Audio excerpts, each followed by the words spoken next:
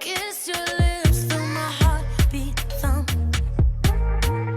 And now we're way up, dancing on the roof of the house. Just listen to the remix of your song from Rita Ora and Burna Boy. So Burna Boy is doing his thing out there. But now, please welcome Solomon Serwanja. Hey! Yes, investigative journalist, news anchor to Celeb Select. I'm so happy to be here, Crystal. Like looking at you, Jolie.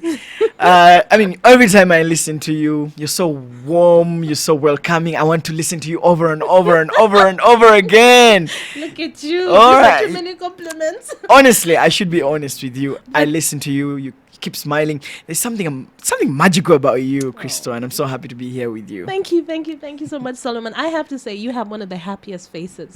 Your face is just, it makes me smile every time.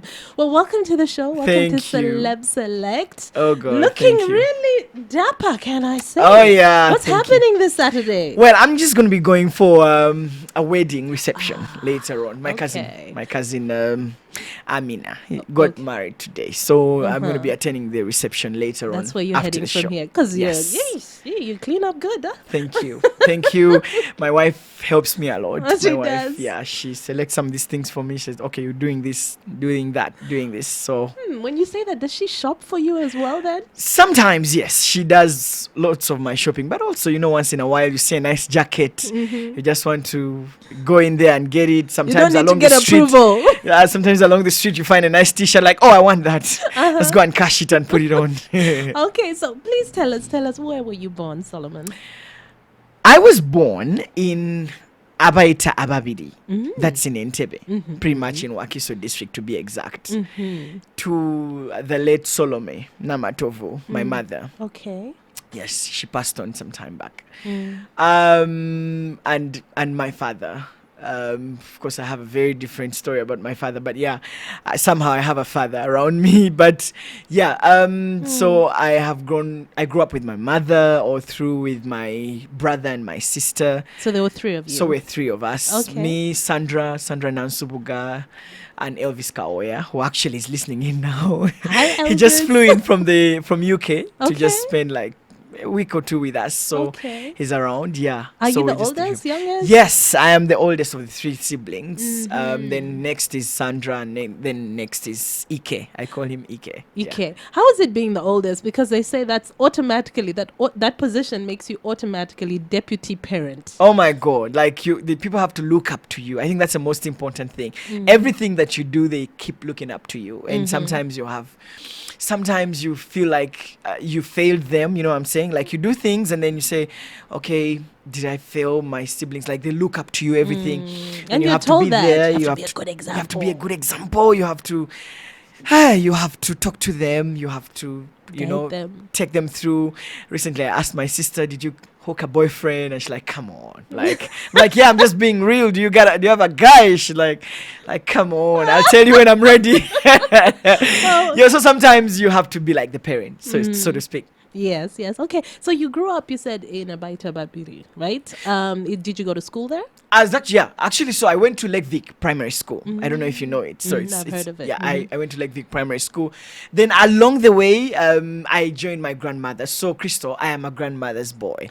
So I pretty Oh. much grew up with my grandmother. She's called Jaja Kate. I Jaja love Kate. her to death. Oh my God. Yeah, so she brought me up. Then I went to Kalinabidi Primary School, where I did my P7. I remember one of my favorite primary moments was a time when I would wake up and tell my grandma, I'm going to school, buy Jaja, and then she would get like some money, and she says, buy Ogulayo Namungodi for breakfast. You know Namungodi, Crystal? No. Oh my God, Namungodi. Well, for some of us who grew up from, these areas where we didn't like, Namungodi is, rice, the balls, they make rice balls, and yes, then the rice balls. around, then they put some, I think, Some like flour. and then, so they would sell them 100. So I would buy along the way. But what was even more funny, I would buy them and eat them before I went to school, arrived at school. So at break should time, I I'd pretty assume much be like, those kids are It's like already gone. looking at the other. You are in other people's break. Yeah, when you ate yours before you came to school. So should I assume we love our food? Of course. Of course. So like break time, like you say your neighbor eating, but they gave you money, but you ate it. Along the way at school. When it reaches break time, you just have to say, "Mpako, like give me some." Yeah, but it was great growing up with my grandmother and matured into a boy. I love What her age so were much. you when you went to stay with your grandmother? I think I was about 6 years, 7 years. Was that with your siblings or just you? on your Just own? me. I just went with my mother took me to my grandmother, so I grew up with her up to now. Like I did my university, I would go back home. So my home is actually with my grandmother so much. Okay. Yeah, so she's like really been there for me. I cry at her lap sometimes, even when everything seems to be on standstill. I go and talk to her and she says it's gonna be okay, So yeah, I'm a judge's boy. You're a judge's boy. Yeah, I'm a judge's boy. But so yeah, I'm super excited that she's still alive, and I really look up to her so much. I thank God she's still alive, and she's really taking good care of me. Well, it sounds like you have a really close relationship. Yeah. So you mentioned growing up with your mother first, then going to grow up with your, moving and staying with your grandmother. What about your father? My father. Long story. He wasn't in the picture. My father is I think he traveled at an early stage and he just didn't come back. So some of those things that happen when someone just disappears and just didn't come back. Yeah, I think he found a life and then life continued. Like I've not seen him up to now. Okay, so you haven't reconnected at all? No. Okay, well, Yeah. these things happen, as you say. Yeah. So you went to which secondary school again? Yeah, so after Kalinabiri Primary School, I went to Greenville High School Greenville. in Mukono. Right now, I think it's SETA. SETA took over it. Then I did my O-level there. I did my A-level at St. Mary's Chitende. Then later on, I went to Makerere University, finished my bachelor's degree. And then I went back. I did my master's it was a double master's degree from the University of Oslo and Makerere. And then, of course, then I did postgraduate diploma in investigative journalism. My goodness. You're one of those serial students. I mean, like a constant student. And I want to go back and do my PhD soon. So maybe sometime I could be really impressive. doctor. Okay. So what did you do your first, your bachelor degree? I did environmental science. Then I did postgraduate in investigative journalism. Then I did a master's in communications and journalism. Okay. Yeah. So in school, just go back for a bit. Were you jolly in school? Were you tough in school? Were you a bully? What can I say? Let's be honest about this. All right, so you know what? Like at school, I'm this guy who has always been smiling all throughout. I smile a lot, and I think it's my Yes. strength. I don't know if it's my strength. Your Anyway. your eyes just Yeah, smile. and when I smile, I literally close my eyes, and so somehow people smile back. So I'm a smiley. I mean, smiley when I'm on guy. air, I smile a lot. So even during my primary, my secondary, I grew up a smiley. I would not allow people to bully me. I was a prefect. Then I would tell, you can imagine a senior one standing on assembly and addressing the whole assembly with senior 6 guys and say, I will use my iron hand on you if you don't if if you don't follow the rules, but senior one. So of course, as a prefect, I was sort of like, protected through the prefectorial role. I became a timekeeper through the ranks, and so being a prefect somehow, got me through. Shaped me through, and I didn't get many people bullying me. Yeah, and so yeah, even at university, I'm a jolly guy generally. I love being happy. I mean, this life is short. You just That have to is true. smile. I always say smile puts, it's healing to someone's wounds. That's what I say. Yeah. Like when you smile on air, I smile back. I That's know. just the And magic. it costs you nothing. A smile costs you nothing. I'll tell you this, Crystal. When you smile, and I keep saying this even to people that I talk to, they ask me why do I keep smiling even when I'm on air and I'm reading, like I'm on news. I said, television is like a mirror. So is radio, by the way. When you smile, we smile back. We don't even see you. But when people see you smile, that's the same reception you get. When you come and do the show and you're like, okay, welcome, this is Christo, and you're not smiling. I literally would pick up a call and say, Christo, what's happening with you? So when you smile, people smile back. It's just fair enough to smile. Someone has had a long day, they've given you an opportunity, they've put you on, and you're coming with this gloomy face. They'll always switch you off. Like, they just want someone to smile back to them and say, hi, how you doing, how was your day? And just it's just the magic. When you smile, and it's someone good smiles back. feelings. It's just like, good positivity, really positivity. Absolutely. So I'm going to ask you now for your first song. Yeah, you asked for something from Commissioned, Clean Heart. I just love that song. Listen, that song is so beautiful. Clean Heart. I don't know if you've heard about it. It's such a beautiful song. It's done by one of the best band groups. I think they separated right now. It's the Commissioned. I think they had Marvin Sapp there. They had Fred Hammond there. It was a group of about 4 guys, and they really, really used to do good music. Recently, they did a reunion, so they just have nice voices. I think the message also in the song Clean Heart is so deep. Beautiful. Sometimes we fall. I'm a Christian. I love Jesus, so sometimes I fall. I'm saying, okay, Lord, just give me a clean heart. It's just a beautiful song that perhaps would minister to you too. Just enjoy, just enjoy it and feel it somehow. Okay, here it is. Commissioned with Clean Heart. Oh my Lord, there's no excuse. I feel so ashamed. Sanyu Hit Selector. It is the Hit Selector on 88.2 Sanyu FM, and on Celeb Select today, I am chatting with the jolly, ever smiley Solomon Serwanja right here on Celeb Select. So you were talking about how, like, in school, you were always a jolly guy, and the power of a smile. And I have to say, I relate with you so much in that, because people always ask me, you're always so happy. But I feel that, like you said, life is short. You have to enjoy all the precious moments that come your way. Trust me, let me tell you something, Newman. When you're behind this mic and you're out there and the warm, like, sometimes you can have a long day and you're driving home and you just switch on Sanyu FM, you and David, and you smile, you have, like, it just does it. Like, I just smile back automatically. When you're smiling, I just smile back. It's healing. It's honey to a wound. It's healing to someone who has been there. Like, someone's like, oh, this guy.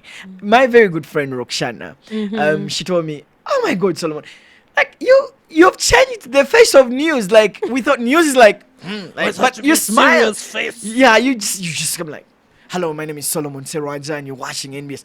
Like, you just smile all through. I'm like, yes, because someone will smile back. That's simple. And you're like, being true to yourself as well. and I'm being true to myself. So the day that I come to read news and I'm like, hello, my name is Solomon, you just know something is wrong. But you and I know that if you're going to be on air and we're used of Christo being jolly, but something maybe topples you off, I don't know, maybe, friends, family, or whatever, and you feel like, oh my God, like, then you come and just do the show when you're low.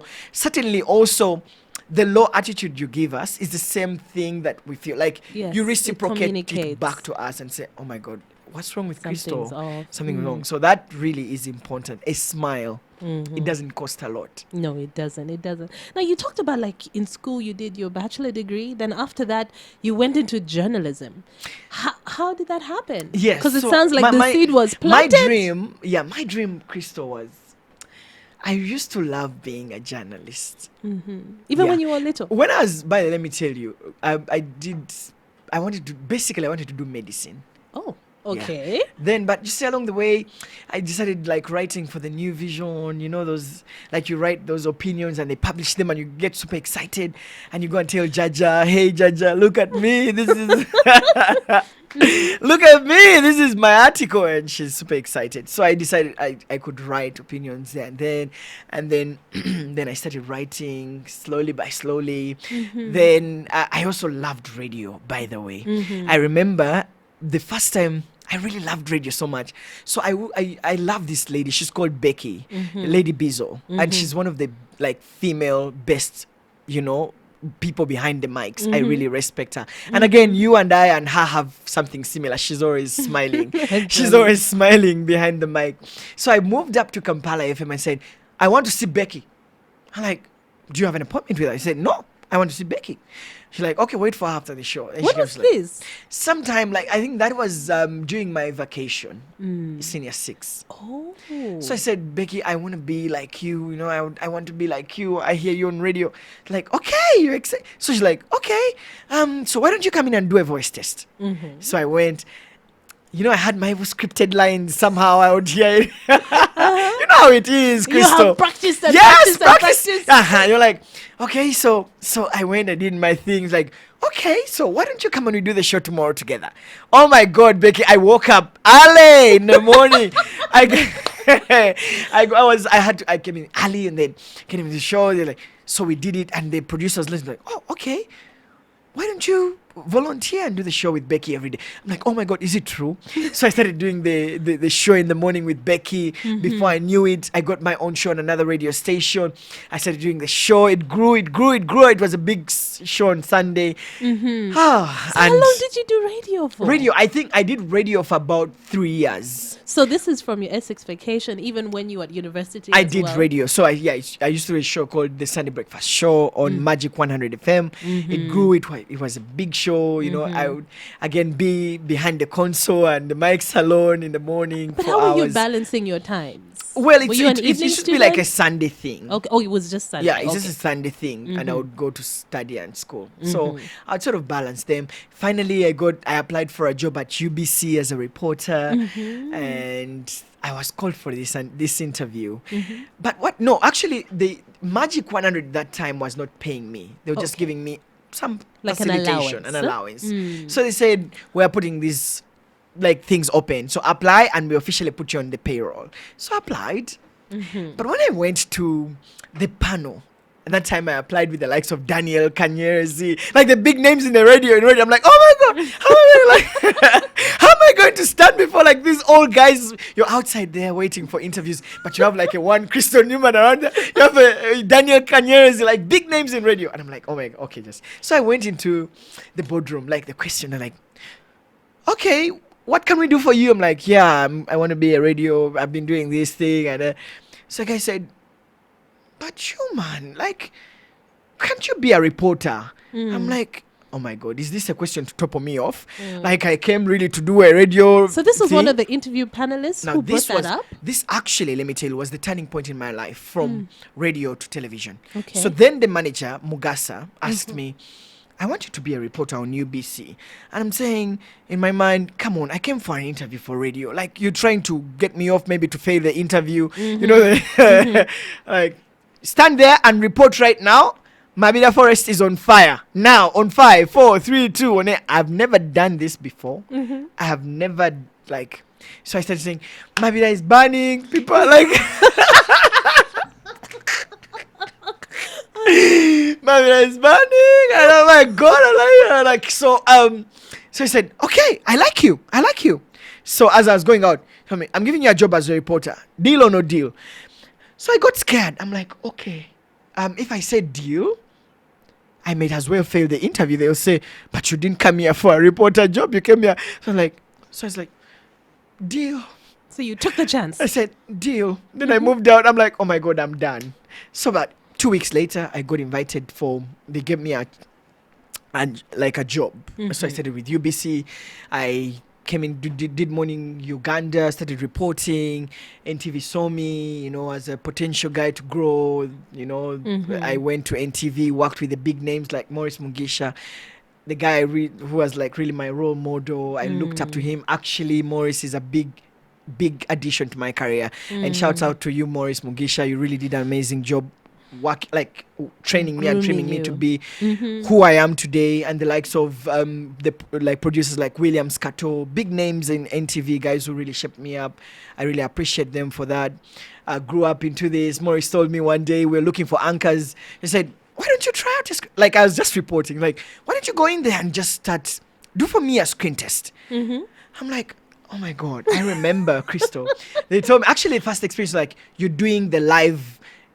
There's a live event, you're going to do it. I've never done this before. And I remember in the meeting, one person put up in their hand, it's like, you can't give the first live NTV is doing to a junior person. It needs a senior person. And so he told me, you know what? There's a lady called Ellen Wanjiru. That time she was the producer, the overall news editor, she told me, you know what, you got to go there and disapprove the people who don't believe in you. So I'm giving you this opportunity, you better not blow it up, and you're going to do it well, and you're going to shine. So I went there. It was the release of the national exams. I got the mic. So they told me, now remember I was here, but just right next to me there was Frank Walusimbi. You know, the mighty Frank Walusimbi. And I'm doing it in English and he's doing it in Luganda. And I'm like, oh my God, what is going to happen to me? So he told me 5, 4, 3, 1, on air. And I froze. I'm like, you're watching NTV? Well, I started talking. Somehow I got my groove on and I started flowing, had my things. I would literally train the whole night in my mirror. I told my wife, watch me. Like this. You know, these are the things people do not know. We have insecurities. We have fears. We also go there to the mirror and talk to ourselves and say, you can do this. You can do this. You can do this. So I would rehearse before my wife. And she said, okay, you can do it. You can do it. So eventually I did it well. Before I knew it, they told me you're going to be the anchor of NTV Weekend Edition. I started doing NTV Weekend Edition. I came back.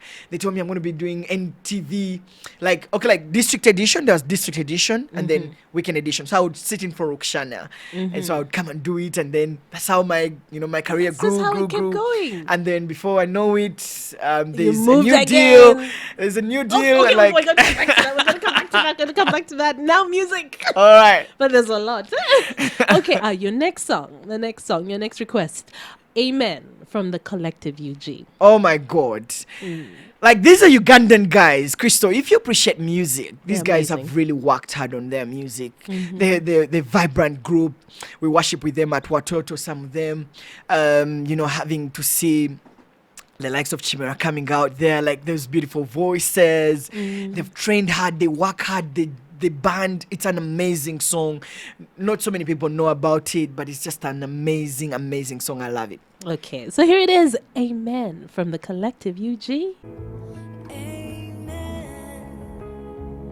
Let your kingdom come. Let your will be done. Amen. Amen.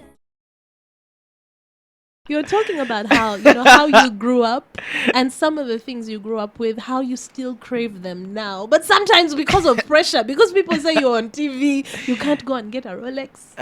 You can't go and get your, what is it? Sweet fish potatoes, balls. your fish balls.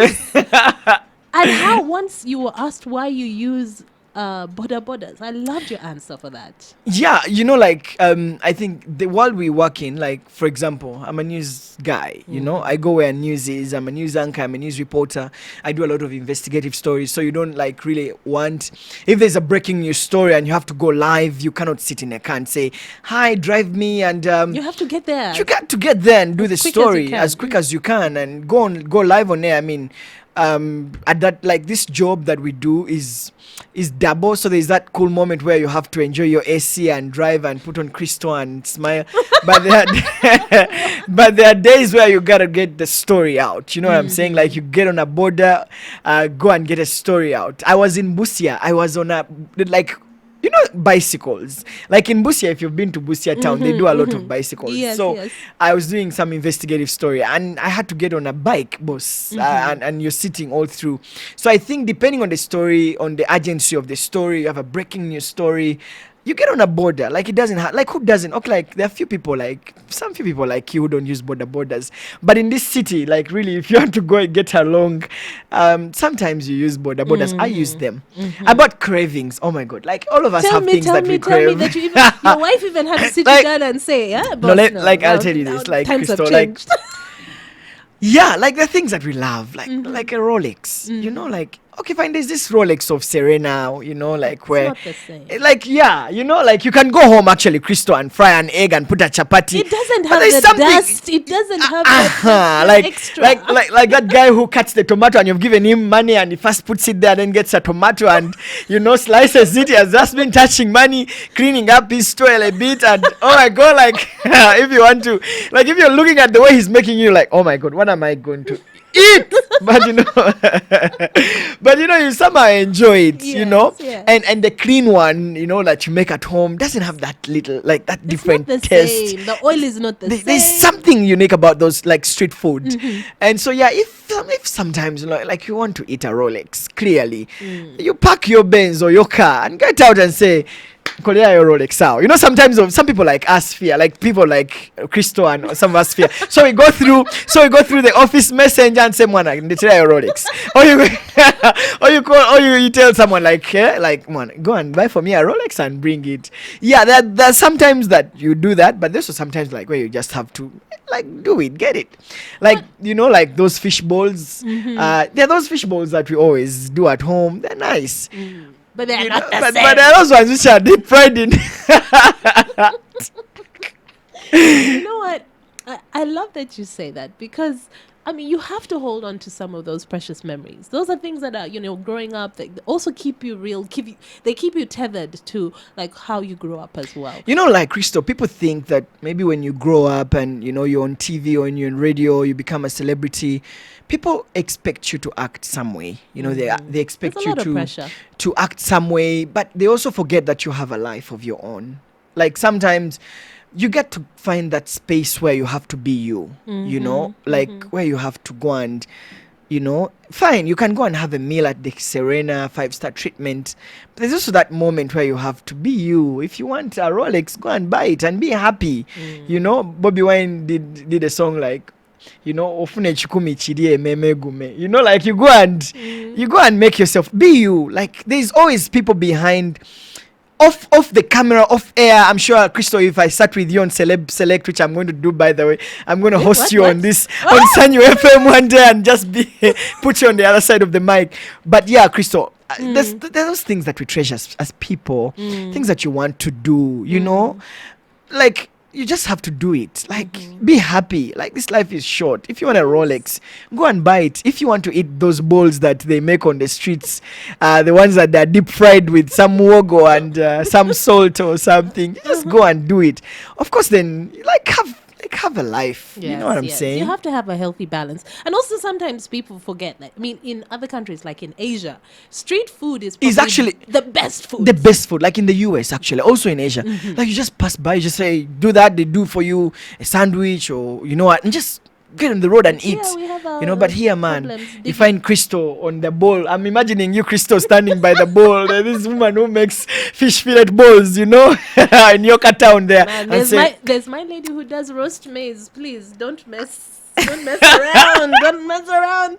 But okay, now I'm going to ask you for your next song, which is from Todd Dulaney, The Anthem. Yes, The Anthem. Actually, the original version of that song was done by something nation. Yeah. But Todd Dulaney is a new guy to watch. He's done songs before. He's done lots of songs before, several albums before. But this particular one was unique. Actually, the name of the album is A Worshipper's Heart. Okay. That's where you have songs like Victory Belongs to Jesus, The Anthem, I'm a True Worshipper, like all these. If you listen to him, he worships, he takes you there. He ushers you into the presence of God for you to just chill and relax and just enjoy God and just, be you with God and just love him a bit. So I think I chose this song because it's dear to me, and I'm sure it will minister to our dear listeners. Take it away, Christo. Here it is, The Anthem. Eyes now pierced, hands were free. Eyes blood. Now, you talked about your wife. When did you meet? Yeah, so I met my wife. You were working together, right? Yes. I was working with my wife in the newsroom, and I really want to disagree with people who say, you shouldn't date within the newsroom or what, or at work. Let me give you a clear scenario. And this is just me. You may have a different school of thought. This is just me. Okay. Because you see, we spend 80% of our lives at work. Like I come in the morning at 8 o'clock, I leave at 10 after the bulletin. So I am in the newsroom. I'm sorry, These are did people you say your working days 8 a.m. to 10 p.m.? Yeah, because look, I come in the morning, like you have stories to file, you have things to do, you have a project to cut, then you have news to do. So the bulletin begins at 9 and you have to finish it at 10. You know what I'm saying? So by 10 o'clock, you're like really wasted, like you feel tired. So these are people you're working with all the time. You don't get time to socialize. I tell you this, news people don't get time to socialize. Yes. Like they go out in the field, toil, come back, work on stories, they go back home, sleep, wake up in the morning. You from 10 o'clock you're tired, you just want to go and rest your head until you wake up and start all over so the again. Saturday you have some time you used to wash, and like if you're not married, okay, like I'm not saying, yeah, if you need to just like clean up Saturday, do and your then Sunday you chores, have do your church. errands. Yeah, do your errands, and then like you literally spend 80% of or 90% of time with people. So I fell in love with my wife, you know, Vivian Seranja, got married to her.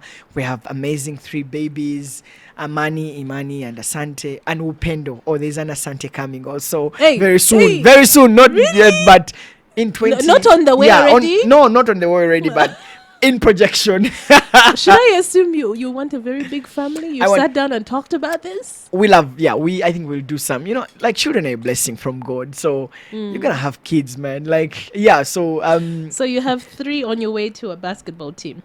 I have, a basketball team is made up of how many? 8, 5, no, I think 4 will be good. Okay, 4 will be good. Yeah, so I have an amazing wife who has really been supportive. I met her at work. We dated through, that process, went through it. It's, full of hills and valleys, but eventually I conquered, got married to her. I can't believe I married her. I can't believe I won her to myself. We've been together for 10 years. We got married. So we're I think I love my wife. She's really been there for me through thick and thin. She's been really supportive, living 8 coming back 10 is not a big, like it's not something small, it's something big, she's really been amazing. Okay, and you have 3 babies. Yes, 3 babies. I have 3 babies, Amani, Imani, and Upendo. Amani, Imani, and Upendo. Yeah. How did you pick those names? Was it you or the wife? It's me actually, but together we did that. So Amani is peace, mirembe. Imani is faith, and then Upendo is love, kwagala. Okay. And I think it's because it came through with our very dear friend Jackie Lumbasi. Like she's been so dear to us. So we say she's love.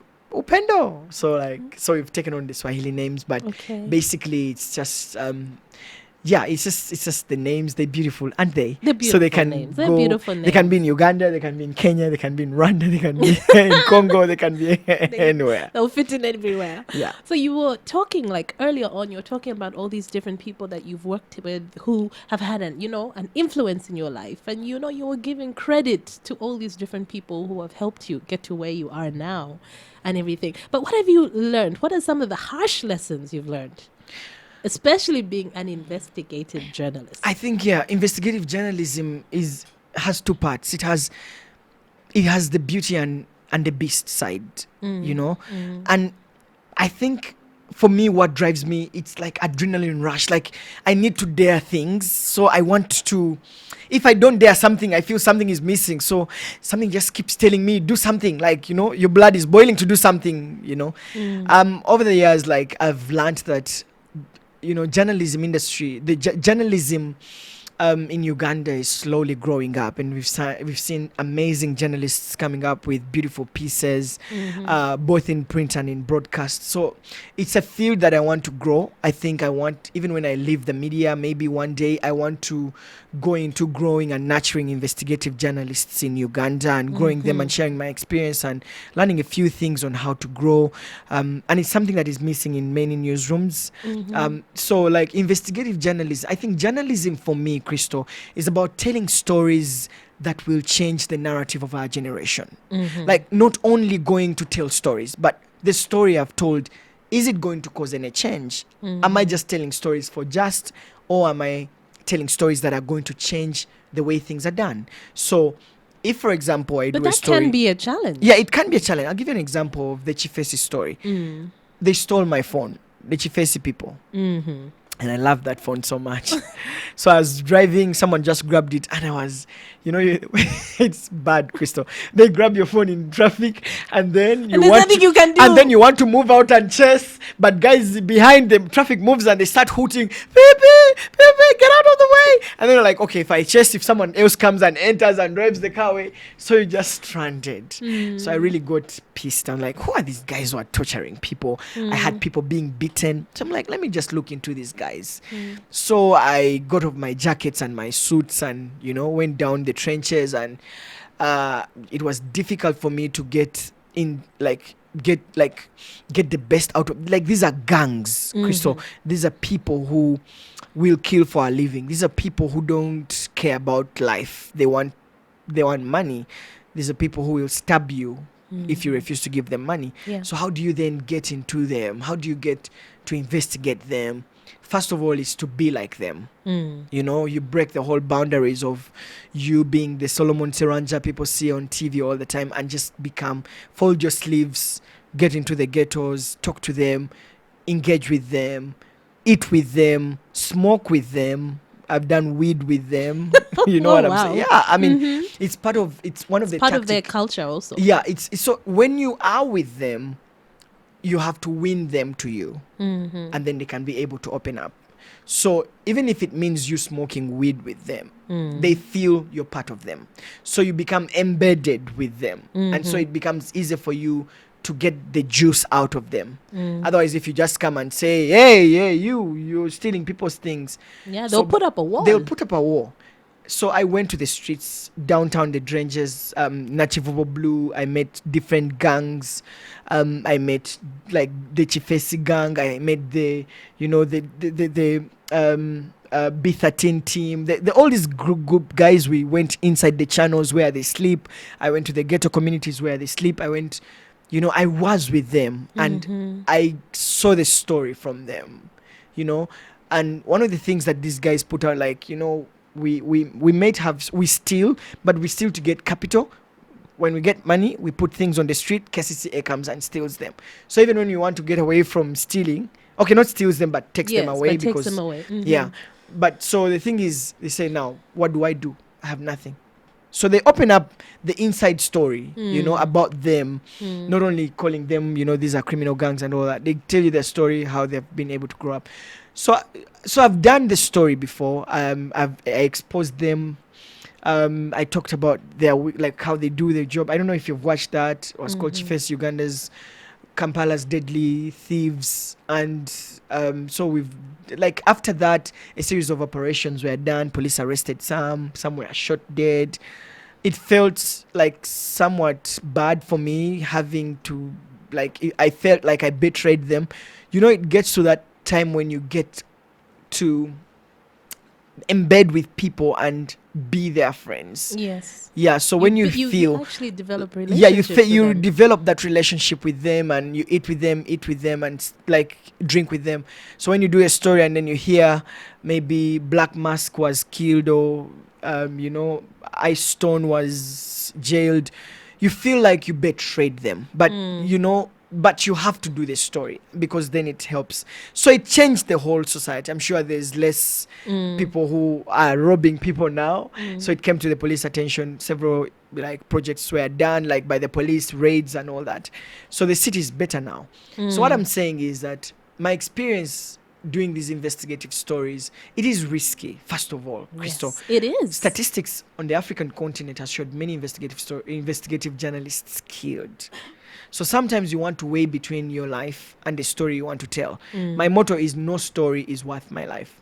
Okay. If there's a story to tell and I'm really seeing it's putting me in line of fire, I will think about it and say, no, I will not do this because I have a family, I have babies, I have a wife, I have a nation to serve, I have all these things to do. So if it's going to put me in light, in a striking point, I would rather leave it. But Crystal, the thing is, the other thing that is very difficult is there are stories that are good to be told. The challenge is you want to do an investigative story, which you think is good and it's going to win you awards, it's going to be places, but you don't want to put your name on it. Okay. because it may put you In a very in the dangerous line of position. fire. Mhm. So you let Crystal from Sanyu FM, or people don't know, voice the story, and you do the whole story, and then it goes on air. Then they credit the station. Oh my God, NBS Investigates was good, but in your heart of hearts, you're burning. You're like, I have I put in effort, like this is my work, but because of your life, so you say, Yes. okay, I'll do this story, and it will So come it's out a there. double-edged sword. It's a double-edged sword, Crystal. We've learned, today you've talked about how life is short and you should live it, enjoy the happy moments, be true to yourself. And clearly, investigative journalism is not for everyone. It's not for everyone. It's not for everyone.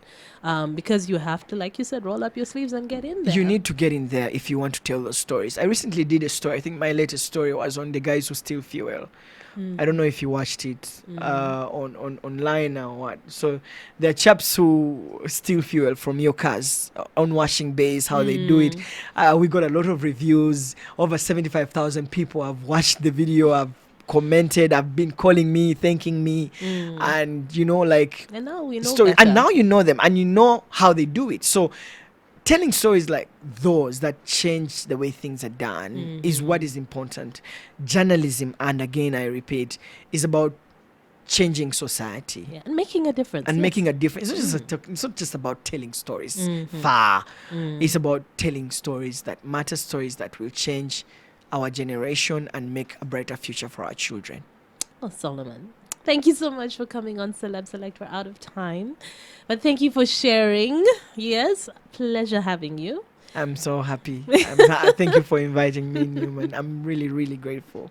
Now, your last song is one from BB Winans, I Found Love.